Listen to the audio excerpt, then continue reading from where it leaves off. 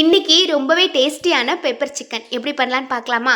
First pan நல்லா heat ஆனதுக்கப்புறமா எண்ணெய் ஊற்றிக்கோங்க. எண்ணெய் சூடானதுக்கப்புறமா ஒரு 6-7 பல் பூண்டு குட்டி குட்டியாக கட் பண்ணி போட்டுக்கோங்க. இஞ்சி ஒரு மீடியமான சைஸில் குட்டி குட்டியாக கட் பண்ணி போட்டுக்கோங்க.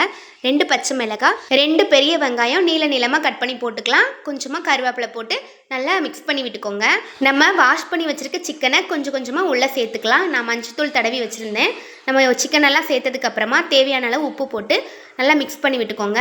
ஃபஸ்ட்டு மிளகுத்தூள் போட்டுக்கோங்க. மிளகுத்தூள் கொஞ்சம் அதிகமாகவே சேர்த்துக்கலாம். 1 ஸ்பூன் வத்தத்தூள் சேர்த்துக்கோங்க.